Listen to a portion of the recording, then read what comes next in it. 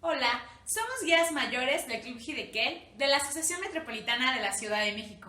Nuestros nombres son Diana Sánchez y Juan José Reyes. Y estamos participando en un evento de oratoria. Y el título de nuestro discurso es ¿Y cuál es tu pecado?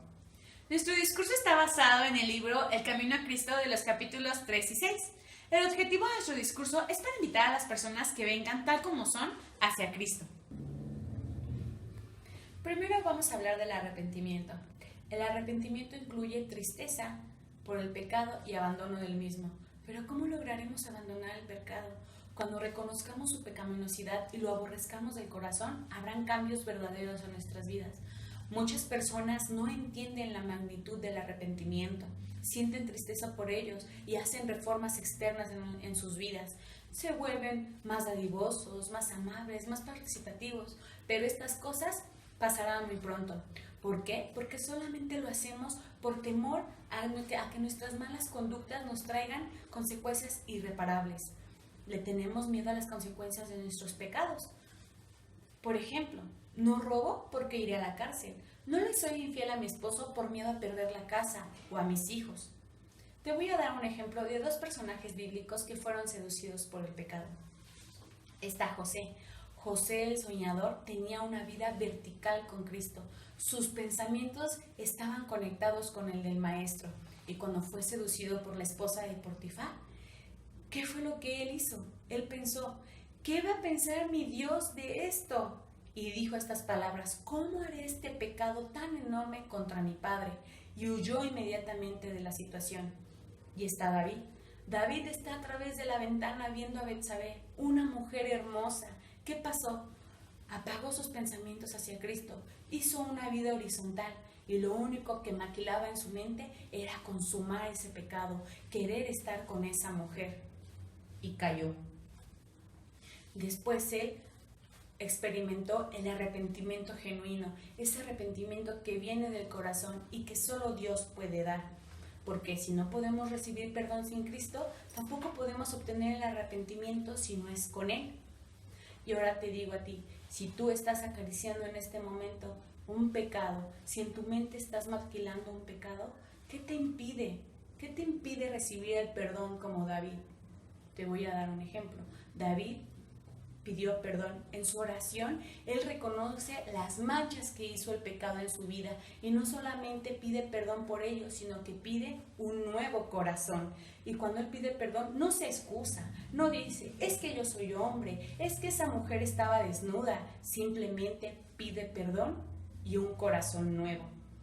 Y te digo, si tú estás acariciando el pecado hoy, David se apartó de él. Yo te invito a que te apartes del pecado, que no lo acaricies más, que reconozcas ante Cristo, que humilles tu corazón y el Señor te está esperando con los brazos abiertos. Si tú no lo reconoces, te va a pasar como la rana. Déjame te explico este experimento.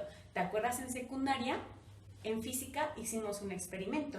Había una olla donde poníamos a hervir agua y cuando el agua estaba en punto de ebullición, aventábamos una rana y la rana por instinto salta, salta, salta para sobrevivir. Este es José, que huyó del pecado. En cambio, en otra olla pusimos a una rana con agua y gradualmente íbamos subiendo la temperatura. Y cuando el agua estaba hirviendo, la rana se había adaptado a la temperatura que cuando menos se dio cuenta, había muerto. Este puede ser tu amigo. Te puedes adaptar a las circunstancias. Tu mente se puede cauterizar al pecado. Puedes seguir jugando con ese pecado hasta que sientas que ya no es malo, o que no es malo ante los ojos de Cristo, o que te busques una justificación. ¿Quieres llegar a eso? ¿Quieres morir como la rana? ¿O quieres salir victorioso como José? Hoy reconocer que estás mal y humillarte ante Cristo y experimentar ese arrepentimiento genuino y alejarte del pecado. Ahora, si has reconocido tu pecado, no tengas pena en sentirte tan sucio que no mereces el perdón de Dios.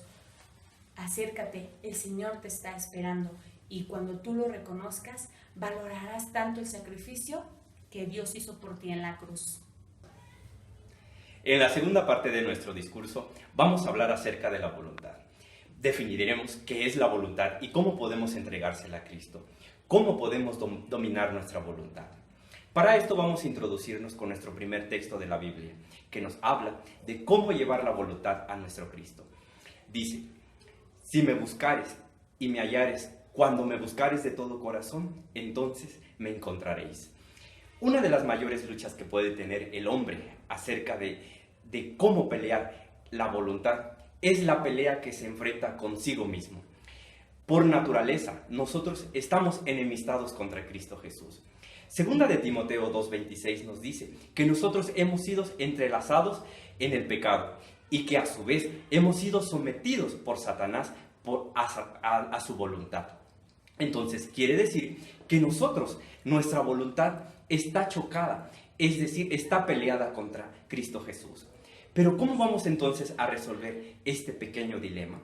Bueno, un ejemplo de nuestra vida real es que seguramente lo vamos a encontrar cuando hace unos meses hacia atrás se llevó a cabo el estreno de una de las películas más taquilleras a nivel mundial.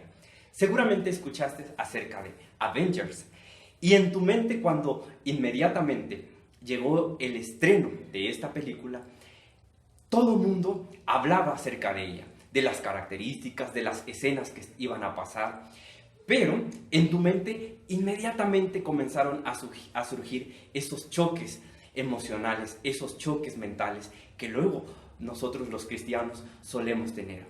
Había una voz que te decía: tú no debes de ir a esos lugares, tú sabes que no se nos está permitido asistir.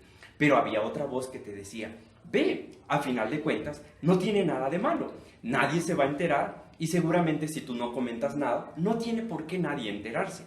Y entonces llegó un punto en el que tú tomaste una decisión, ya sea a favor de Dios o en contra de Dios.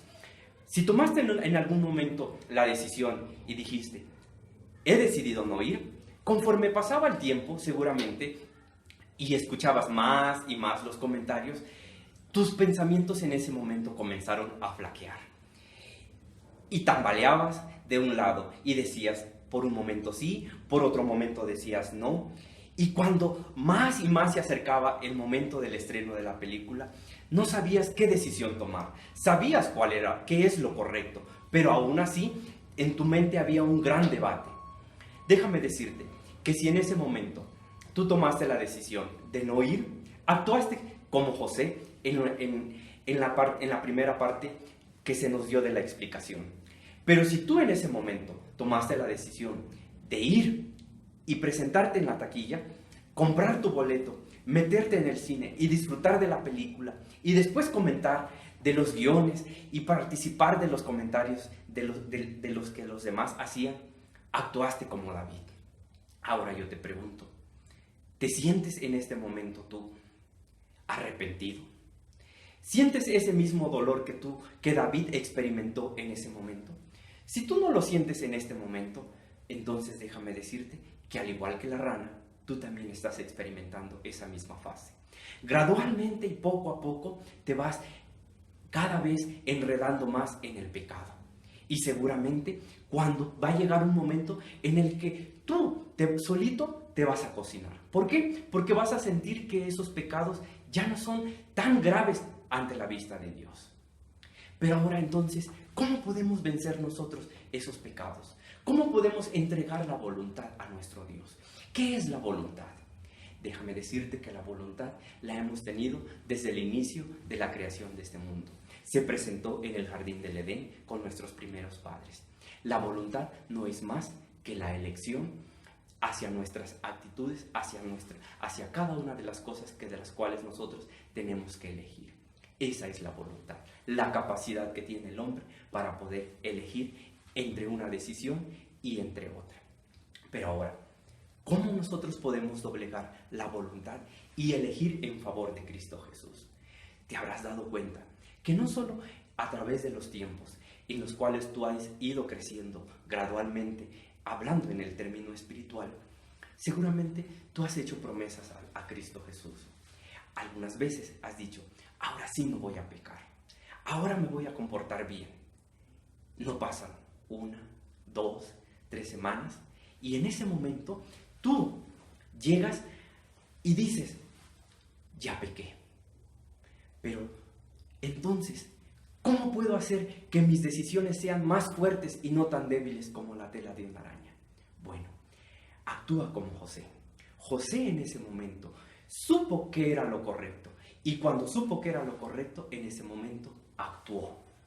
Actuó y decidió entregarle su elección a Cristo Jesús. No debatió con el pecado como lo hizo David. Así haz tú en tus tiempos y en tus días, para que puedas ser vencedor en Cristo Jesús.